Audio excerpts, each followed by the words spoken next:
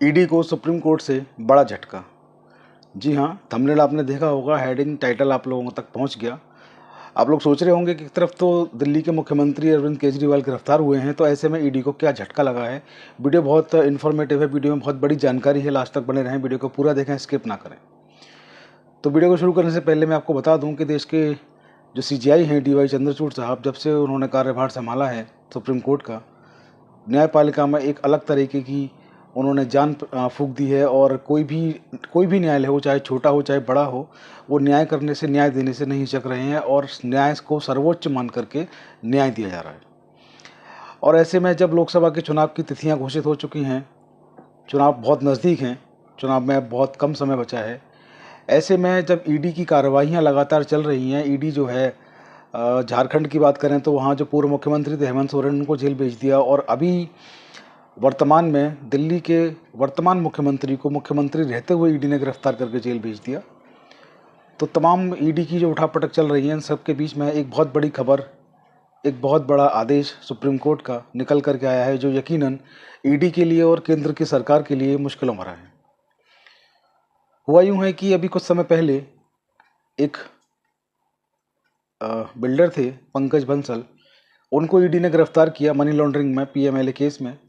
और जब उनको गिरफ्तार किया तो मसला ये आया कि उनको गिरफ्तारी की लिखित में सूचना नहीं दी थी। मामला जब सुप्रीम कोर्ट तक पहुंचा उनकी गिरफ्तारी का, तो सुप्रीम कोर्ट ने कहा कि गिरफ्तारी की सूचना लिखित में देना आरोपी को अनिवार्य है। धारा 19 का उन्होंने हवाला दिया था। तो इसको लेकर के केंद्र की सरकार जो थी, सुप्रीम कोर्ट में रिव्यू पिटीशन में गई, पुनः विचार याचिका उन्होंने दाखिल की।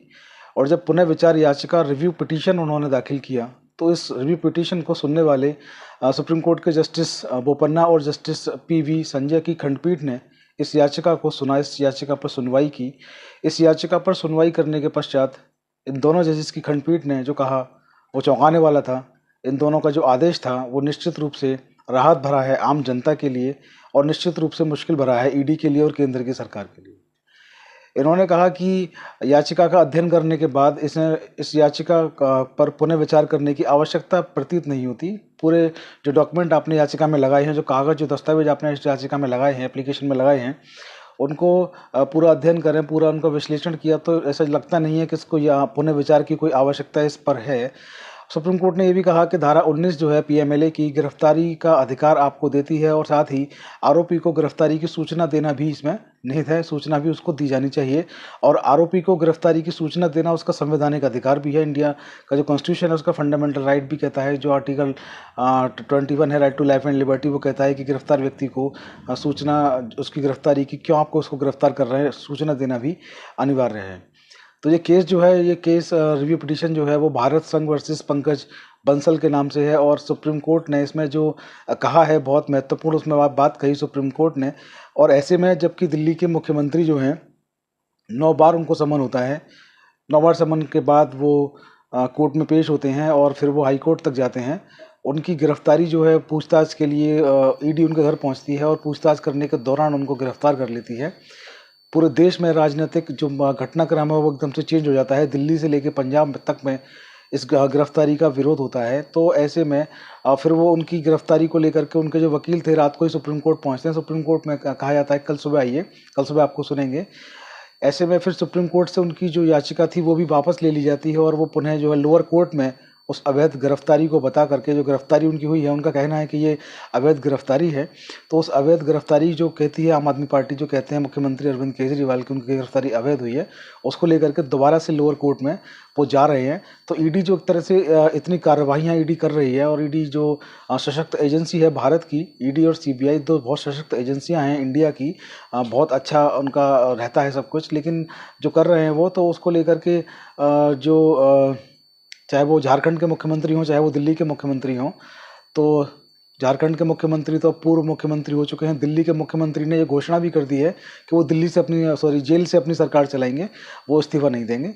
तो अब दिल्ली की जो सरकार है वो जेल से चलने वाली है। मुख्यमंत्री ने ये घोषणा भी कर दी है, गिरफ्तारी को अवैध बताया, अवैध गिरफ्तारी को लेकर के वो सुप्रीम कोर्ट तक गए, फिर वापस लोअर कोर्ट तक आए। इतना घटनाक्रम चल ही रहा था। और ऐसे में ये खबर भी निकल करके आई कि सुप्रीम कोर्ट की 2 जजेस की जो बेंच है, उसने ये कहा कि गिरफ्तारी की सूचना लिखित में देना होगा। हम पहले आदेश आपको दे चुके हैं, और केंद्र की सरकार ने जो रिव्यू पिटीशन दाखिल किया है जिसमें ईडी को राहत देने की बात की गई है, इस रिव्यू पिटीशन को केंद्र ने सुप्रीम कोर्ट की 2 जज की बेंच ने इसको खारिज कर दिया है। तो फिलहाल मामला राहत भरा, जो विपक्षी दल हैं जो कहते हैं कि ईडी गलत काम कर रही है उनके लिए, और फिलहाल मामला बहुत मुश्किल भरा केंद्र की सरकार और ईडी के लिए। खैर जो भी होगा, लीगल अपडेट जो आएगा उससे आपको रूबरू उससे आपको अवगत कराते रहेंगे। आज की वीडियो में इतना ही। वीडियो को शेयर करना ना भूलें। इसके साथ आप लोग हमें सब्सक्राइब करना ना भूलें चौधरी लीगल एसोसिएट और ऑफिशियल प्रतीक चौधरी दोनों यूट्यूब चैनल्स पर। इसके अलावा आप लोग हमें फेसबुक, इंस्टाग्राम, टेलीग्राम और व्हाट्सएप चैनल पर भी सब्सक्राइब और शेयर और फॉलो कर सकते हैं। हमारे जो लिंक हैं वो डिस्क्रिप्शन बॉक्स में आपको मिल जाएंगे। आज की वीडियो में इतना ही। जय हिंद, जय भारत, नमस्कार।